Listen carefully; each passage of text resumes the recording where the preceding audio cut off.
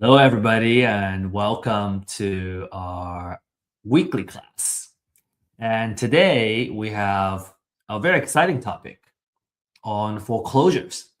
As you know, it doesn't really matter um, where we are in the world. It seems to me that wherever I travel, when I talk about foreclosure, everybody understands that foreclosure is the place where you can get the good deals, good real estate deals. It doesn't matter if you're in America, South America, Europe, Asia.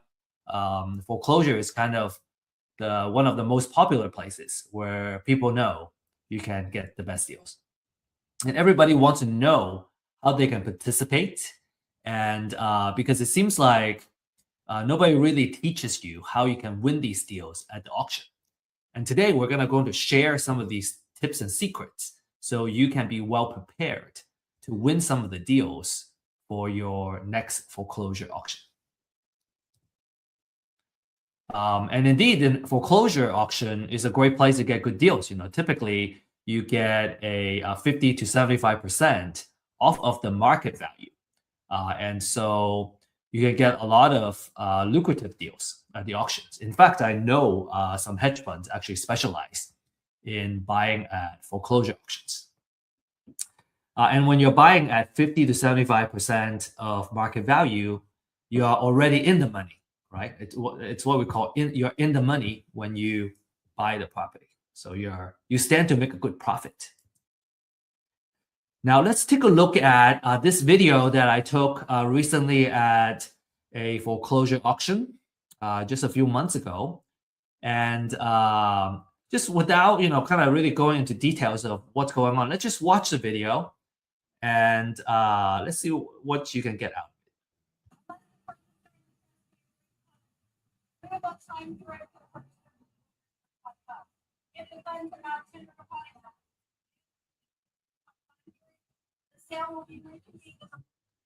Okay, so that's basically it. I'm gonna cut it out. We're gonna go back to the beginning of the video here.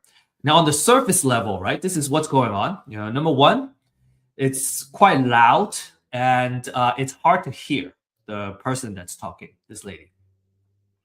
The second thing is that it's a little bit chaotic, but there is order to this chaos, right? So everyone seems to know what they're doing. And there's actually a lot more going on, as you can kind of see, kind of further into, kind of beyond this group of folks. There's more people over there. So what's going on, right? There's a lot of stuff going on. And at the end of this class, right, after we go over these top 10 tips, we're gonna revisit this video, and you're gonna be able to see and kind of break down everything that's going on in this video and what everyone's doing. All right, so sounds like a good deal. And then another kind of natural question is, within, being a part of this foreclosure auction, how do I win these deals? And what are some of the risks and how can I minimize the risk, right? So we want to be very cognizant of the risk that we'll be getting into if we participate in these auctions. And our promise to you is that at the end of this webinar, you'll understand how you can win deals while minimizing your risk, right? There are things you can do to minimize the risk. And this class is for new investors that are looking for knowledge to get started, right? Start buying properties. Or if you're an experienced investor and you're not familiar with foreclosure auctions, this would be a good place too. A lot of what I find is that a lot of investors, even if you have acquired a whole portfolio of properties, maybe they don't even need to participate in the auction to acquire these deals. There are different venues and channels where you can source great deals. If you want to add the foreclosure as one of the channels where you can source deals, this is certainly one place where you can gain that knowledge. From an exit strategy standpoint, all right, it's good for wholesale, fix and flip, or buy and hold at a big discount. And I have found that, when I have the habit of turning off notification, it really helps me focus, and that's how I can get the most out of an important class like this. And also, feel free to use the chat to introduce yourself, share your contact information, and where you live and all that. Who knows? Maybe you'll be able to connect with somebody who is also participating in this class that are in the same area, and make an effort to connect and set up a meeting after the class. This is important because over the years, we have found that people who network in the same class tend to end up kind of pulling the resources together and partner up together.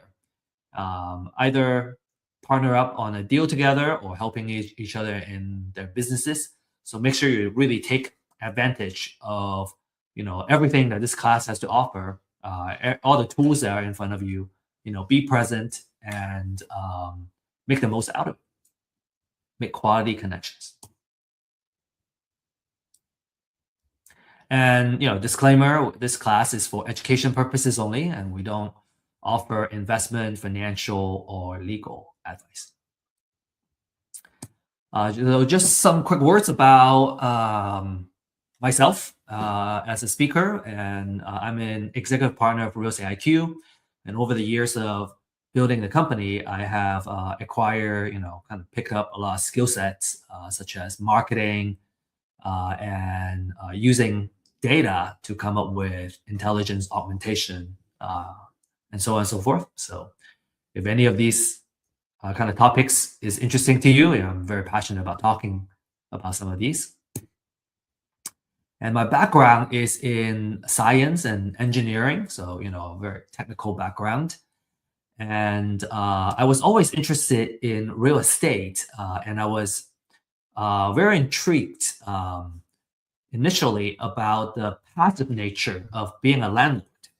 Now, if you're a landlord, you may argue, "Oh, well, I have tenants and toilets. There's a lot of things I gotta worry about. It's not a fully passive role." But at the same time, when you are a landlord and you got an asset that's producing and making money for you, it's real estate as an asset is making money even when you're sleeping. And that's even also before I learned about the wealth building techniques in real estate, which makes it even more attractive as a kind of vehicle to not just make money, but to also build wealth. And so, really awesome, I guess, place for us to be here and learn about real estate investments and how we can kind of build generational wealth for our family, right? Now, the struggle I have found is that, number one, it was hard to get the knowledge we need in real estate investments. It's kind of, hard to find, right? The schools, they don't teach you. And then it's also hard to find the good information and data for us to do the outreach and find the deals. And then third is that it was difficult to connect with the right mentors and entrepreneurs to help us grow our business. And so those are the three main struggles we saw. And that's why we established Real Estate IQ, really to solve these problems. One is to offer webinars and classes to offer the knowledge. We really believe that education is the ultimate equalizer, and that's what empowers us to kind of rise up to the level that we aspire to be in. And we also offer distressed seller data to help you find and win the deals. And finally, we offer mentorship and a deal makers community, right? Basically a support system that you need in order to succeed. I find it very difficult myself to do deals by myself.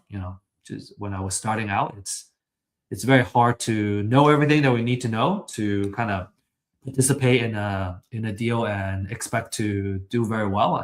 I find it much more comfortable to work with someone who already has the experience, and then we are kind of either sharing resources or I bring something to the table, and we kind of achieve that success together. I find it a lot easier. Now, without further ado, we're going to go straight into now the content that we have prepared for you. So we're gonna kind of really get started and talk about these 10 deal winning tips. Okay. So first of all, there are two types of foreclosures. You may have heard about the bank foreclosure. Bank foreclosure is when the owner owes the bank money, not able to afford a mortgage, for example. And then the other one is the tax foreclosure, in which case the owner owes the government taxes, and the government has the right after an amount of time to then put the house in a tax foreclosure.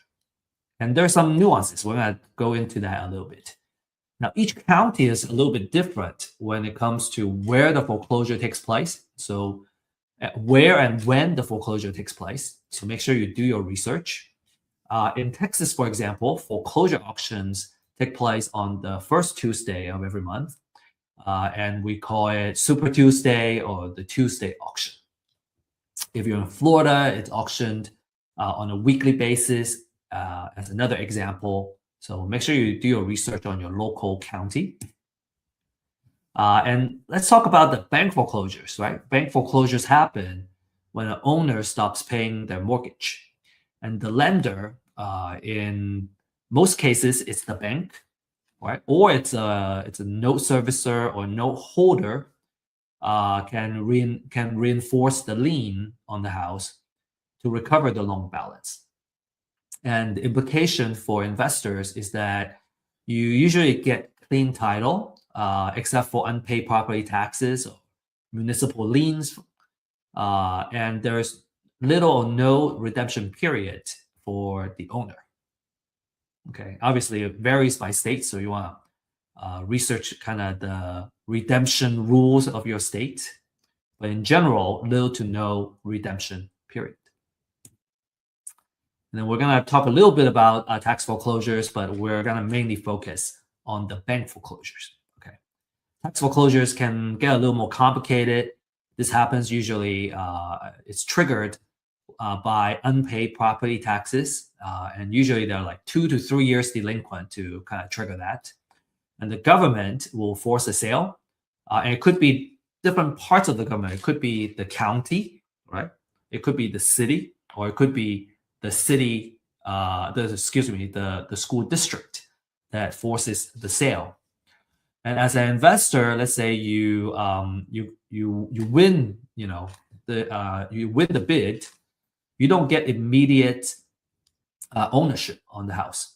The original owner can reclaim the property, what we call within that redemption period, and that redemption period, again, also varies by state. So you want to, depending on what state you are participating in this, you want to do your thorough research. But within that redemption period, the owner can reclaim it by paying the purchase price and taxes and the penalty. So if you own that lien on this tax foreclosure, you make a little bit of return if the owner decides to reclaim the property. So you still make some money. But if you're mainly focused on acquiring a property for investment purposes, then you typically don't want to renovate the house until after the redemption period. So you want to be careful of that. Essentially, you're buying a redeemable deed and not the final title during the tax foreclosure. So pay a lot of attention to the redemption period when you participate in the tax foreclosures. And we prepared a side-by-side comparison between bank foreclosures and tax foreclosures. And you can take a look at, maybe take a screenshot of this slide.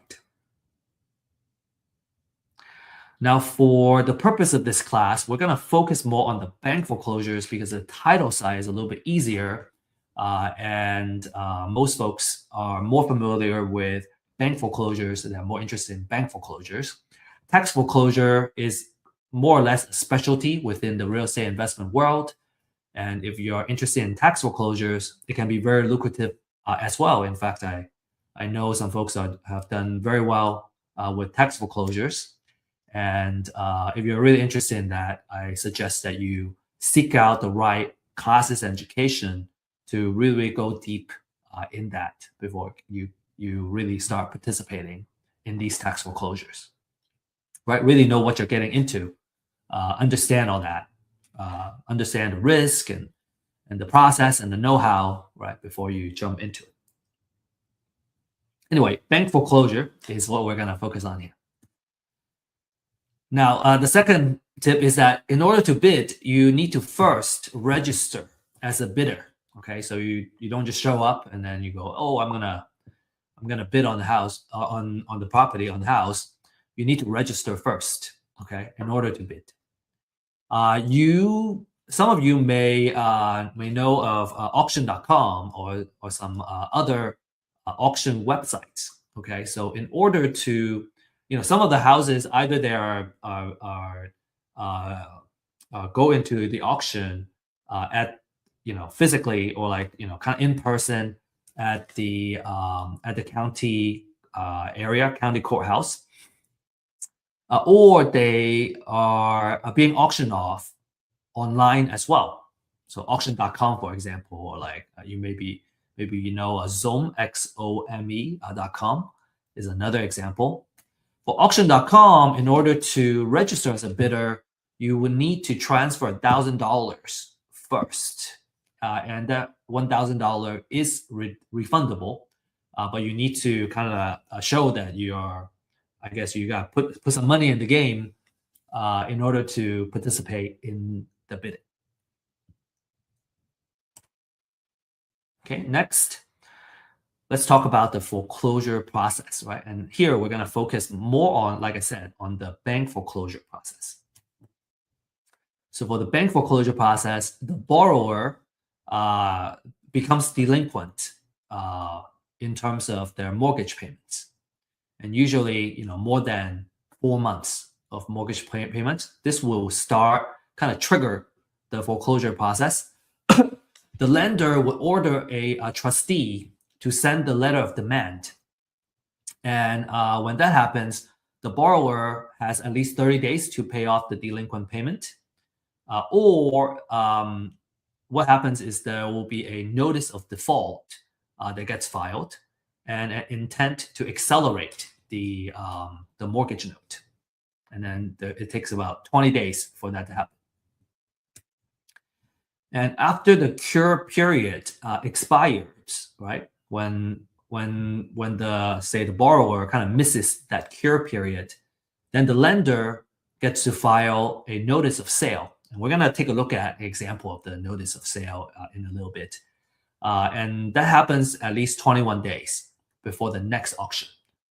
So, as an example, so let's say our upcoming auction is on the 2nd of the month, for example, and today is the 15th. Again, I'm making an example, and that's less than 21 days away. So it's not going to go into the auction in the upcoming auction, but it's gonna go into the next month's auction. So that's what the at least 21 days is. If the upcoming auction date is less than 21 days, then it's not gonna go into this upcoming auction, but the one next coming up next. And the property will get auctioned typically at a courthouse step.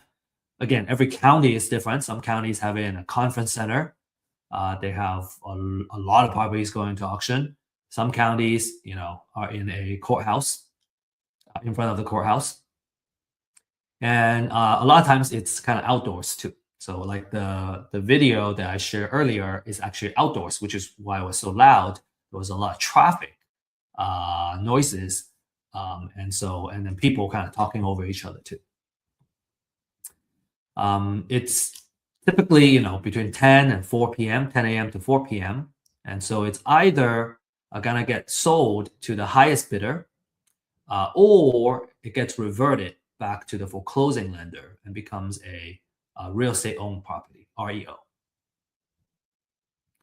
Now, so why the either or, right? So typically, a lender has a minimum amount that they would specify. So if the bids are, so let's say the minimum amount is 100,000. If all the bids are under that $100,000, then the property is gonna revert and go back to the lender. But if the bids go above that minimum, in this case, 100,000, let's say the bid went up to 120,000 to that of the highest bidder, then the house is going to go to the bidder that bids 120,000 because it's already above that minimum amount specified by the lender.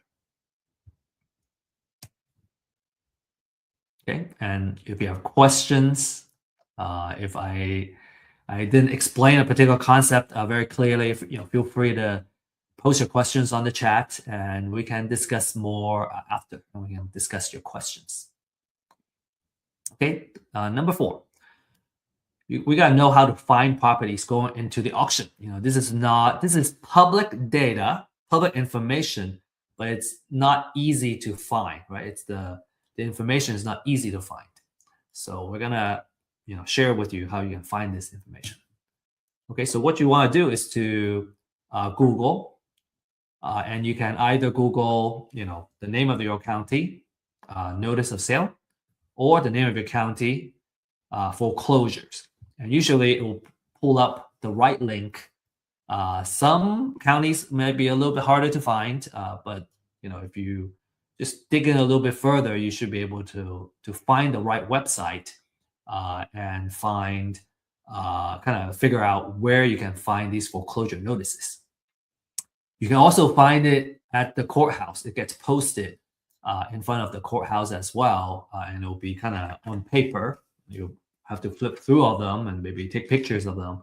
If you can find them online, well, they're going to be digitized, and it's going to be a lot easier to locate the information that you need.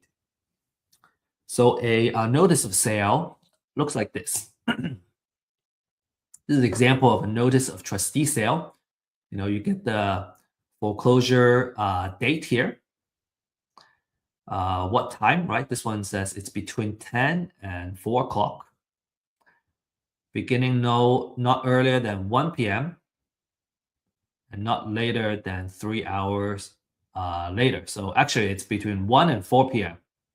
Right? So if you want this particular house, you want to show up between 1 and 4 o'clock. You don't have to be there for 6 hours. That's good. That's good news. And then you have about 3 hours there, and you got to figure out who the trustee is and all that stuff from here. And then you get the property address, the legal description, and everything. So a lot of information are on this notice of sale.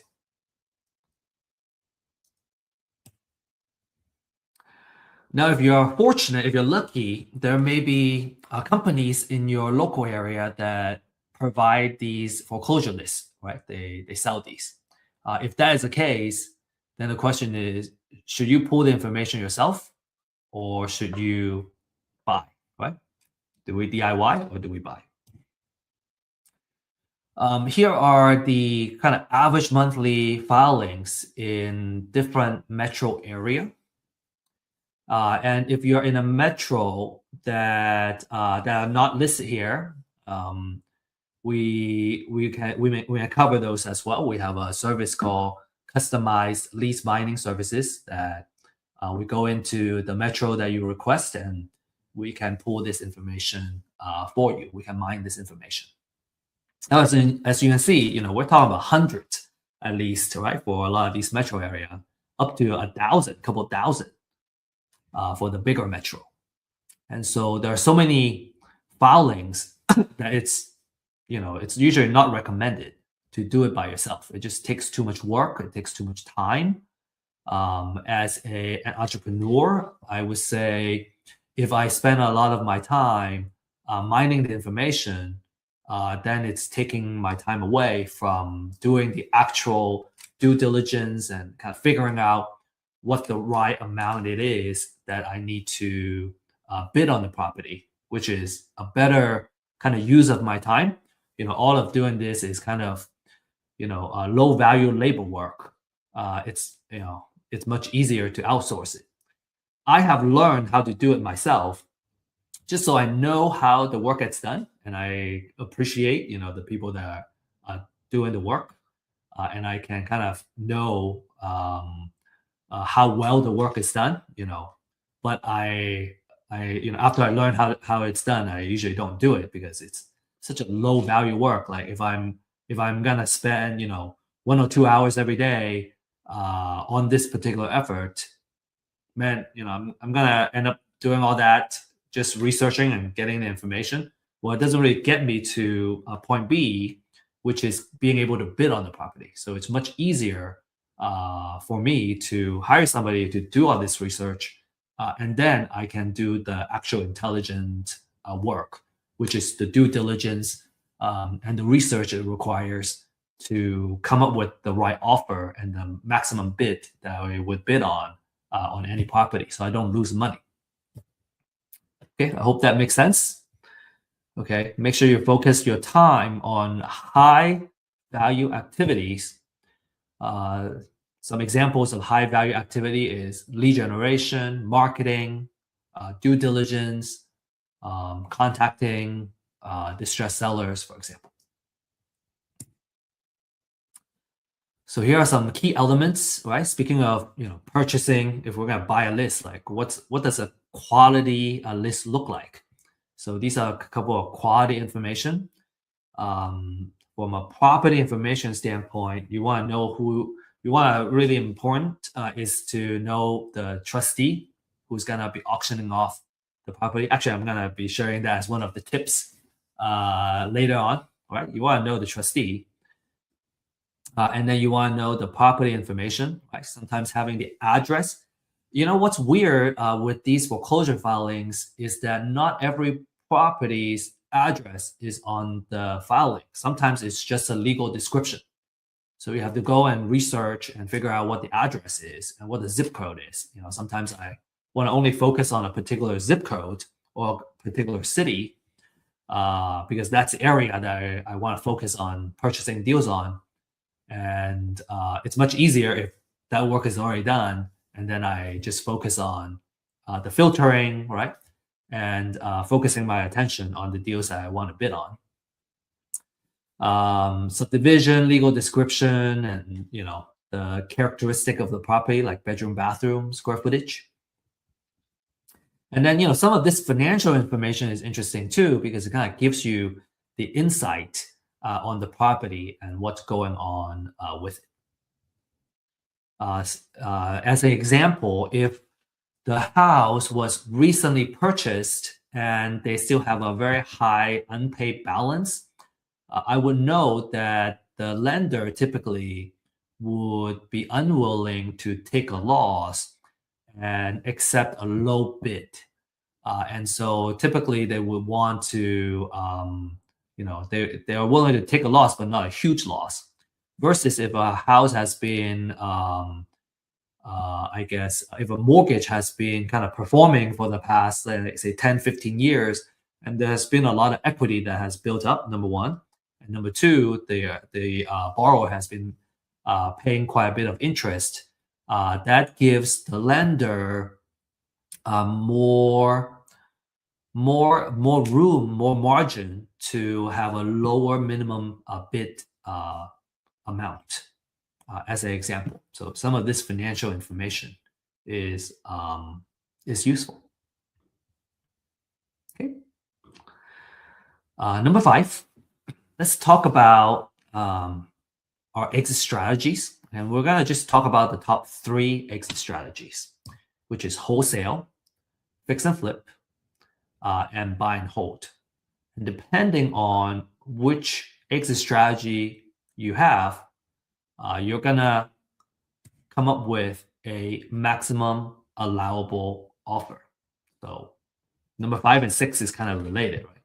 Based on your exit strategy, you're gonna have your maximum allowable offer that you can bid for each property.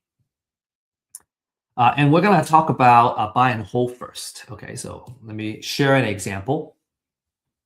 Some of you may have seen this slide before. We shared this as an example in couple of our classes to really home in on the buy and hold strategy. So for buy and hold strategy, what we want to do is to follow the 1% rule of thumb.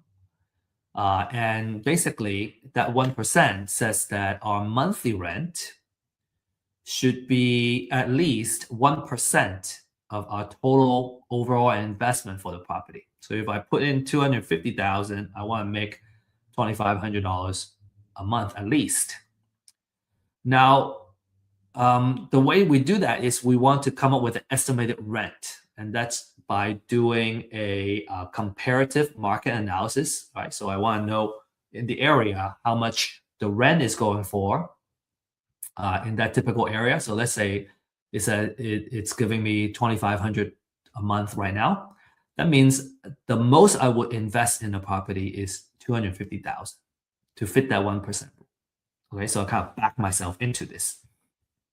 And in this example, if the repair budget, right, how much it costs to kind of fix up the house is $20,000, then the most I would offer is $230,000 because I got buy it for $230,000. I have to add $20,000 to fix up the house. The total out of pocket is $250,000, or total investment is $250,000, and then it's covered by the 1% rule, right? $2,500 rent. You may have a question about wholesale fee. We're going to talk about it when we talk about wholesale, but this is what the number will look like. Now, in the next slide, we're going to go over this, why this 1%, right? Why that 2,500? So as an example, the 2,500 will cover mortgage, property taxes, insurance, if there's HOA, and obviously there's always some level of maintenance on the house. And so after you subtract all that, you can earn a decent monthly cash flow, right? So that's how much you earn as how much cash you collect as a landlord. So what's really cool is that as a landlord, this is one house, right? This is how much I'll cash flow from one house. If I have 10 of these, then I'll make $5,750 a month, which is roughly $69,000 a year. If I have 20 houses, then I'll make $138,000 a year. And that's a pretty good way to kind of make money by just letting an asset, right, producing for you. And I think that's all I'm going to talk about for this. Just a very last comment is that for buy and hold is a wealth generator. You got a couple of things working for you. You got cash flow, which I just shared, right? From a monthly rent, I get a cash flow. I also get appreciation, which hedges us against inflation. So two types of appreciation. One is a natural appreciation. That's kind of inflation, right? And then a forced appreciation means that I'm fixing up the house to improve the value of the property. So that's what forced appreciation means. We also get tax savings from depreciation, mortgage interest and operating expenses. And then we also get to pay down the loan every month. So we're building up equity. So 4 things kind of working for you to build that wealth.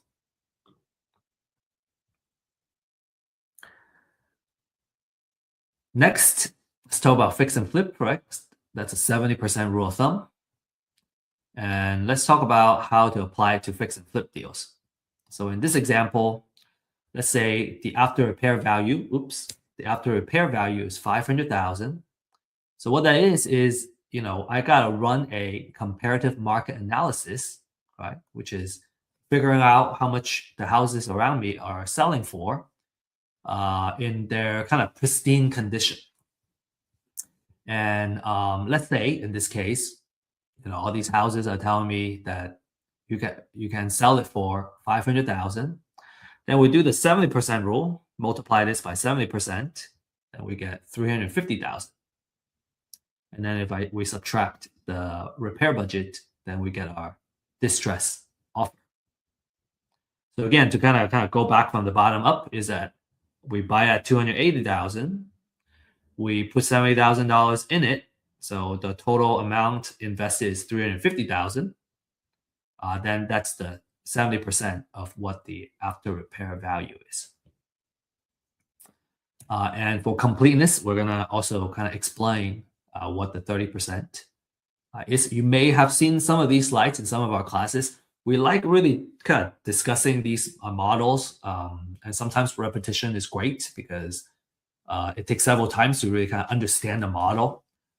And so, so again, if you have seen these slides, feel free to skip it if you would like, or just kind of keep listening to it, and because maybe just hearing it several times is gonna, I guess, improve the understanding of these different kind of models and how we come up with this offer. Because the maximum allowable offer as a concept is one of the most important things in real estate investment. It makes sure that you don't lose money, right? By understanding how the money work, how the numbers work. Okay, so let's talk about, okay, if it's a 70% rule, what happened to the other 30%? All right, so we're going to talk about that 30%, okay? And which part is actually our profit. So as an example, 30% of that 500,000 is $150,000. Now there are closing costs. When we're fixing up the house, we have holding cost and maintenance, right? There is utility fees, right? Utility bills. You have there's a HOA. You gotta pay HOA. You gotta pay taxes. So all kinds of money that you gotta pay to hold the property. And then closing costs includes agent commission and title insurance. Another holding cost is home insurance while you're holding the property. And then you have financial costs, right? So usually when you're buying a property for fix and flip, you are leveraging. You use some kind of hard money or private money leverage. And because of that, it's a short-term loan that has a relatively higher interest that allows you to get financing without the stringent requirements from the bank. So you can leverage someone else's money to make money. And a lot of folks are very glad to kind of pay for this additional financial cost because you get to kind of leverage someone else's money to make this profit. And if you run the math, you see that a certain amount of leverage actually makes sense for those that kind of embrace debt and embrace good debt to produce profits. So without diving too much into it, let's say you get financing from a hard money lender or private money lender to do the fix. Well, you have to pay the interest and on the money that you borrow, and also the fees that you incur. And so let's say you subtract all that. Well, you still make a good, $90,000, which is a very handsome profit. And that's a fantastic return for just one project, right? So imagine doing 2 projects or 4 projects a year. Fix and flip as a business can be very lucrative. And last but not least, I want to talk about the wholesale model. And what you do is you're buying the house at a low enough price to sell it to other investors. So you either sell it to a buy and hold investor, or you sell it to a fix and flip investor. And in the 2 scenarios, right? Let's say I want to sell it to a buy and hold investor. Well, in the previous example for buy and hold, I need to add my wholesale fee here before I put in the offer. So typically, we say about $10,000 on average of wholesale fees is a good number to make. So let's say I want to make $10,000, then I put it in here, and instead of offering $230,000, I offer $220,000. So if I'm acquiring it at the foreclosure auction, and I want to make my wholesale fee the maximum I would bid on is 220,000. And if I can win the house for say less than that, right? Let's say I won the bid at 200,000. Well, I can charge as much as $30,000 in wholesale fees and still be able to help the buy and hold investor make money. And that's a really cool place to be. Right? You don't necessarily make 10,000. Maybe you can unlock a way to make $30,000 for the deal, $100,000 for the deal, depending on the deal. And if you sell it to a fix and flip investor, then you use the same kind of structure for that formula. You use the 70% formula, and let's say in this case I want to make $20,000 in my wholesale fee. Well, then in that case, the maximum I would bid is 260,000. Or again, if I won this deal at 200,000, well, then I can make a wholesale fee of $80,000, and the fix and flip investor can still profit, and they don't mind. They will still appreciate a good deal. And so as a wholesaler, you can see that you might be able to kind of make a lot of money on one deal if you acquire it at a low enough price. Cool. I hope that makes sense. Again, if you have questions, feel free to ask questions. And we have weekly office hours that you can join if you prefer like a one-on-one kind of let's go over the actual numbers. Now, another thing I want to kind of share with you is that these numbers are kind of idealized numbers, right? In real life, it's not that pretty and all well-rounded. And there are some fees here and there, right? That changes the actual number. And so in a real life case, you may see that the numbers may look slightly different. And that's natural. We're just trying to kind of simplify the concept into something that's easy to understand.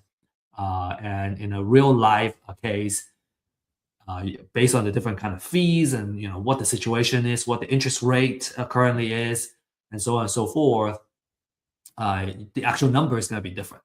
But what I think these examples serve really well is that by understanding the 1% rule of thumb for buy and hold and the 70% rule of thumb for fix and flip, your 99.9% of the chance of the cases, you always make money, right? You won't lose money if you do the right things and you follow this formula.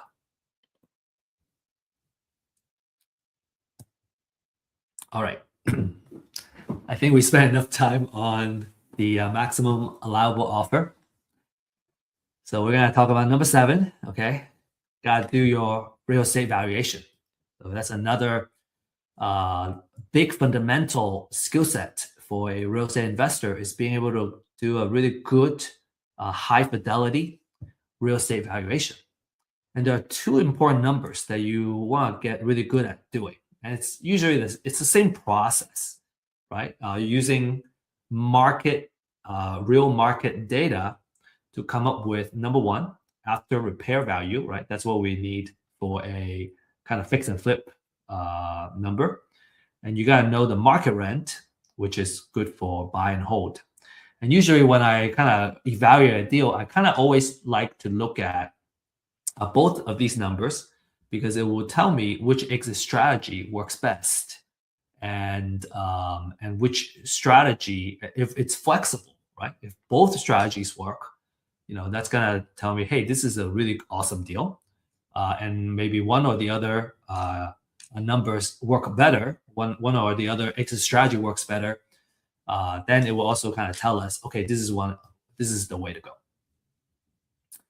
Another maybe a little more advanced items is that in addition to market rent, there's also short-term rental or like mid-term rental or co-living model, right? So you can potentially create more cash flow as a than a market rent. When we talk about market rent, we're looking at long-term rental, long-term rent.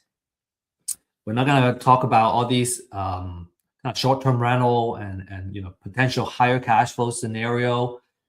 In this case, really it's because when you're running a short-term rental, you're kind of running an accommodation, a hospitality business, and when you are doing long-term rental, you can very easily outsource it to a property manager, and you have really good occupancy usually instead of a short-term rental. You have occupancy type of a situation or occupancy kind of factor they gotta factor in. So to kind of keep things a little more organized, right? We're gonna focus more on the long-term rental. And for real estate valuation, what's important is to run a comparative market analysis, or what we call a CMA. So looking at the market, right? All the comparables that are on the market, how much do they sell for? How much do they sell for? That's going to give me the ARV, after repair value. How much do they rent for? It's going to give me the market rent. And we're going to just talk a little bit briefly about best approaches to CMA. So best approaches to CMA is these couple of things to kind of set up the parameter, right, on which ones are comparable, right? The keyword is comparable for a CMA. You want to look at the distance, right? How far? If it's too far away, maybe it's not comp anymore. You want to look at recency. Recency is how recently the house was last sold. If it was sold 5 years ago, that's not really market value data anymore. You want it to be as close as possible. Ideally, the last 30 days, the last 90 days would be really good, because the real estate value and real estate prices is seasonal. So the more recent, the better. Typically 90 days. You want to look at square footage, right? A small house, a cottage, and a big mansion. Completely different type of valuation. A year built, right? Obviously a new house and a house that was built in 1920s, completely different material, age and all that stuff. So you want to be kind of similar. And then ideally you want the houses to be in the same subdivision, because they tend to be built by the same or similar builders, and they're true comparables. So some rule of thumb, and these are just kind of guidance. We put 1 mile for distance. Ideally, it's actually a quarter mile if possible. Recency, at most 360 days, but ideally 90 days. Square footage is plus and minus 20% of the house that we're trying to evaluate. So if the house is say 2,000 square feet, then you're gonna go. You want to pick out the comparables that are 1,600, between 1,600 and 2,400, which is within that plus minus 20% of 2,000. And then year built, as an example, let's say it was built in year 2000. You go from 1990 to 2010, and then you try to choose the same subdivision if possible. Then you're going to choose the best 3 to 4 comparables as the basis to come up with your valuation for the ARV, after repair value, and also for the market rent. So so I guess, maybe just to elaborate a little bit more, for after repair value, I'm looking for sold prices for the houses that have been sold in the area. For market rent, I'm looking for leased prices for the houses that have been leased in the area. Okay, let's move on. Number 8, you gotta know how to minimize your risk. 3 key questions that you need to answer. Okay, number 1, is the house is still there? If there are times where the house goes into a bank foreclosure, tax foreclosure, but actually there's no house there anymore. It's just a plot of land. And if you're bidding on the property as if the house was still there, and you're bidding, you put down a big bid on the house, and there's no house, then you're going to stand to make a big loss. Okay. The way to mitigate that risk is to hire someone to take photos for you. The market price that I know of is that it's about $25 per property. You can hire someone to take a photo. So based on the photo, you can see the condition, or if the photo has no house, you know that there's no house there. The second one, what other liens are also on the house? Okay, so some key questions like, is the auction is it auctioning off the primary lien, or is it auctioning a secondary lien, right? Are there IRS liens and property tax liens, more senior liens on the property? So those are the things that you want to know, and you understand the seniority of the liens, so that you would know, if you end up, buying the property, is it now a clear title, or is there senior liens that I got to pay off before I can take title to the house? As we mentioned, municipal liens, right? Tax liens, they are more senior than the bank foreclosure liens. So you want to make sure you do those properly. And the answer to that is called a title research. So the market is kind of going for, I think a title company would charge around $200 on the title research.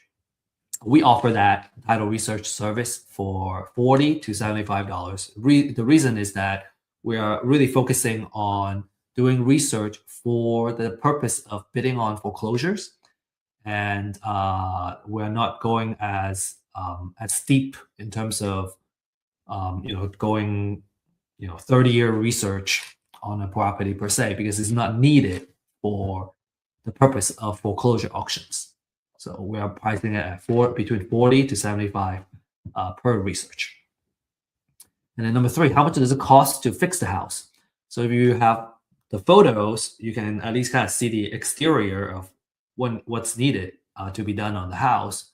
And this is something that you have to take a risk on, because you can't walk the house and come up with a rehab budget.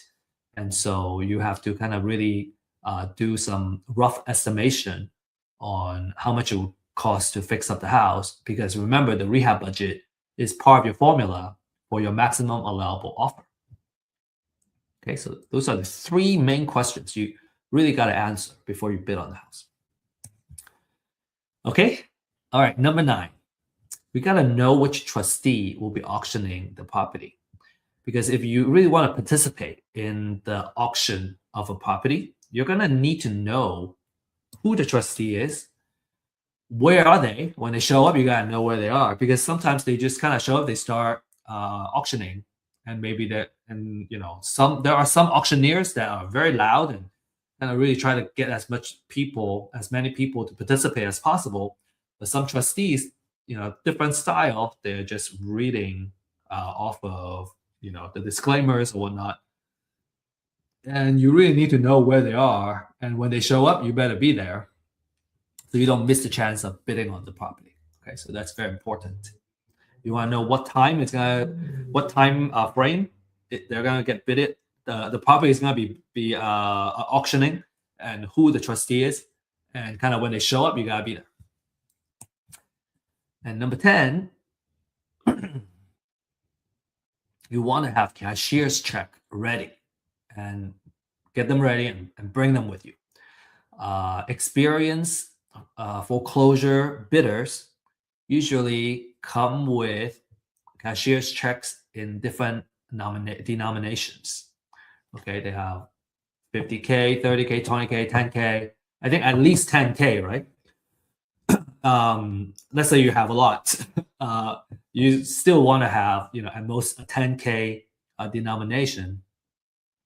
As an example, let's say you only have $100,000 in the cashier's check, and the property that you want to bid on turned out to be $70,000.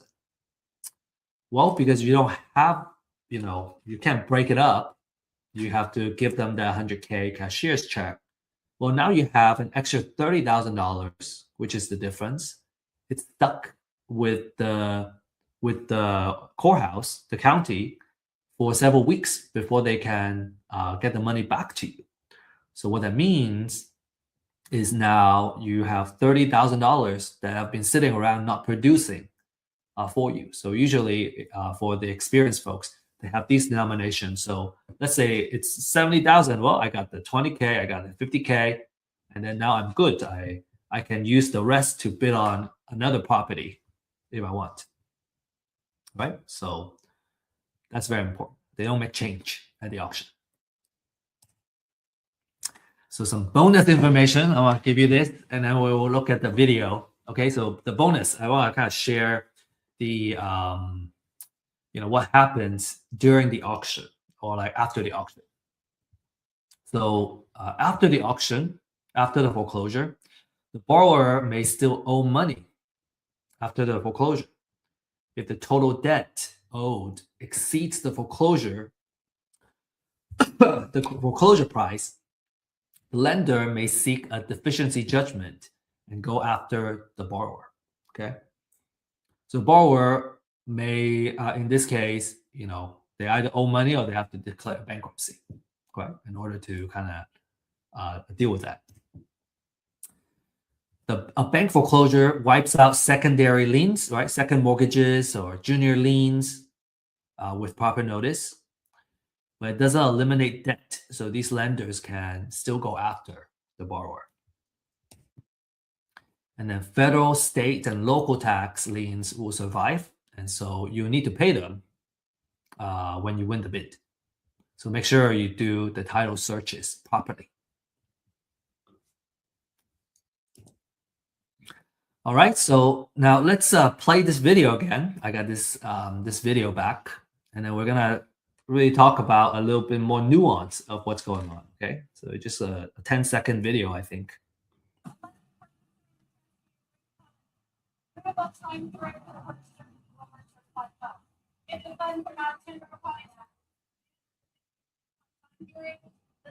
Okay, so this is what's going on. This lady is announcing disclaimers before she starts auctioning the property, and she has a stack.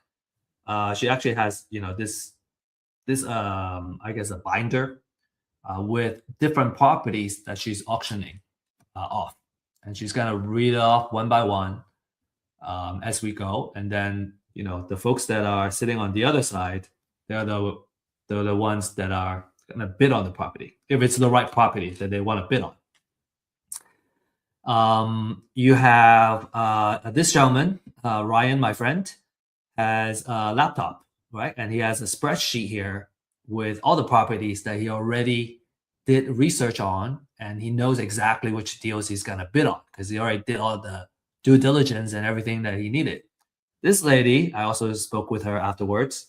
She has a paper version, and then she has highlighters and everything, right? And she's striking off the properties and kind of notating them as the auction happens. And then there's other folks that are also participating. So people come prepared, right? They did their homework already. They brought their printout or laptop, and they know how much they're gonna bid on the property. All that work is already done before the auction. So they're only going to the auction to bid on the property and basically trying their best to win a property or two or more during the auction. And the auction happens at different spots. You got this one, this spot here. You got a service link auction that's happening over here. And then in the back, you have auction.com. So there are a couple of spots. And then, obviously you also have individual trustees that are just kind of standing there. And once they kind of get started, people will kind of crowd over and try to kind of hear the best they could and making sure that they don't miss on the property they want to bid on.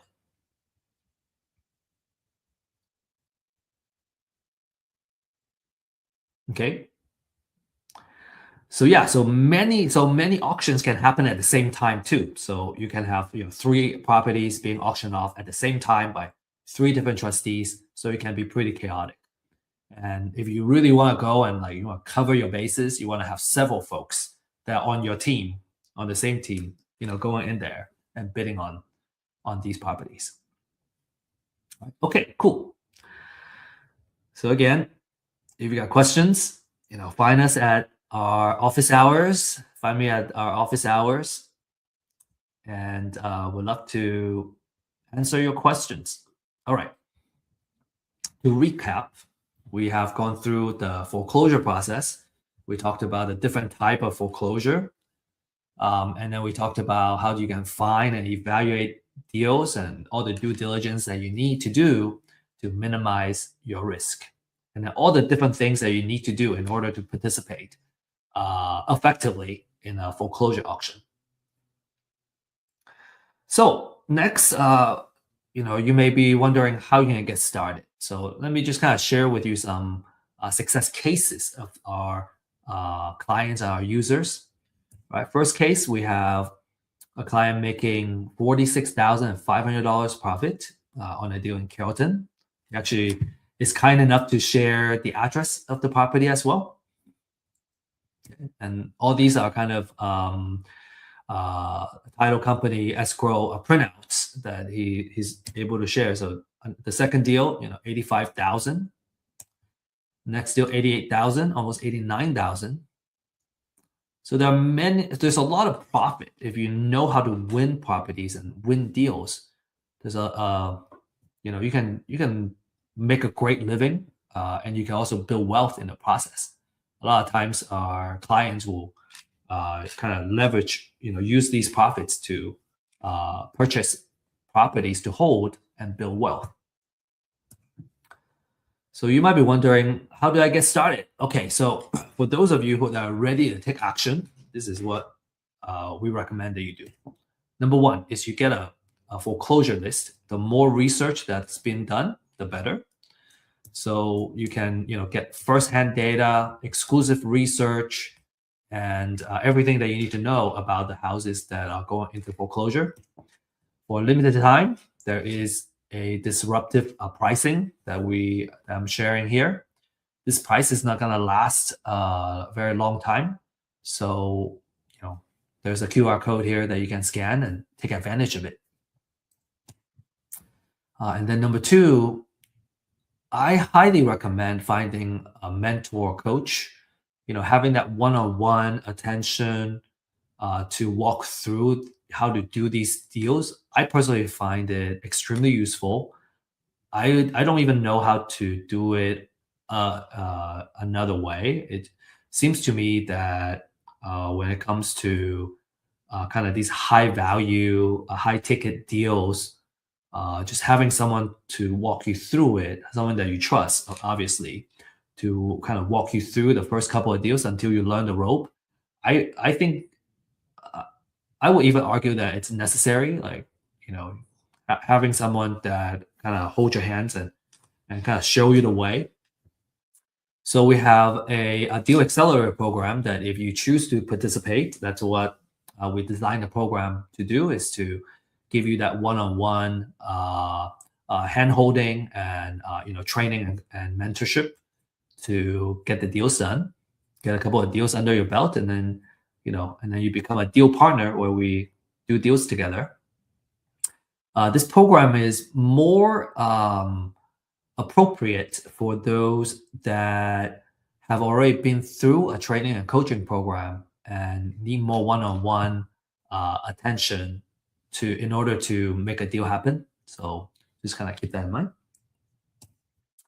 And then step number three, do your due diligence. Right, you get photos, right? Do the comms, and learn how to do a rehab budget, and then also title research. And as I mentioned, we offer title research services to help you economically, do the searches on any property that you choose to, and at a much more affordable price than a title company, for example. And then finally, when you're ready, go to the foreclosure auction and join the fund. We may see you there. Okay, before we end, share a couple more success stories here. Jordan, being a client for Real Estate IQ for in a month, he closed 2 deals and made $60,000. And Salvador, first deal, 30,000.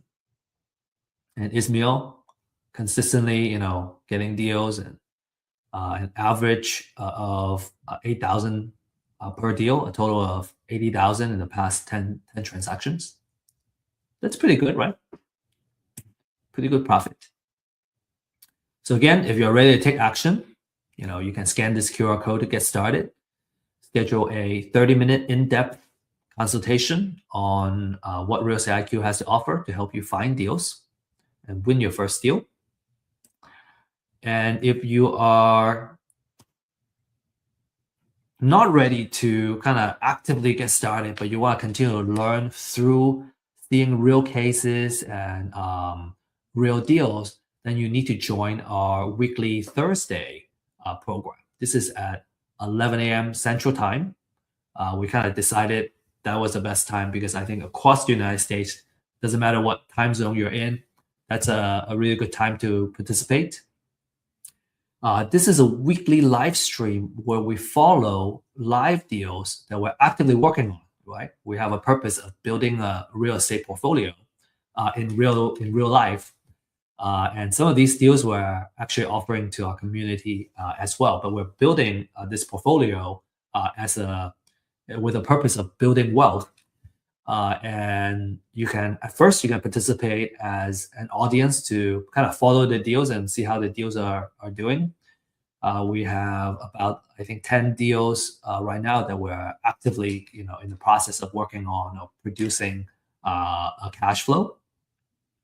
And one day, you're going to feel ready to actively participate. And you can either participate by bringing your own deal to our community, or you can work on the deals together with us as partners. So the deals is a big part of this live stream. We feel that by looking at real cases is where we learn the most and learn the fastest, right? Real cases instead of just talking about theory. And then we go over the market update that will impact the real estate investment world. For example, just recently we talked about a legislation change that's going to affect landlords, right? And that just became effective a week ago. And so, those are very helpful for investors that are actively doing business. And then we'll also share wealth building techniques and knowledge. So you can, leverage all this, right? The whole purpose of, real estate is using it to build our wealth and create generational wealth. And so we really hope that this Deal Makers live stream will continue to grow and really kind of bring great value to everybody that participate. And with that said, I want to say best of luck and happy investing. And if you have any questions, feel free to join our events and our office hours. Oh, I forgot to mention, we don't have a slide on the office hour. Our office hour is on Fridays at 9:30 a.m. Central Time. And you can find the link to join the office hours in usually our meetup groups or on our website. So just need to search for those. And if you have any questions, right, on any classes or actual deals, you need someone to kind of evaluate the deals for you, make sure it's a good deal. You need someone to come up with a recommendation of how much you offer on the lead that you're working on, for example. That's how you can leverage our office hours. All right. Now, with that said, I just want to end this session and thank you for joining us. And I hope to see you in our future classes soon.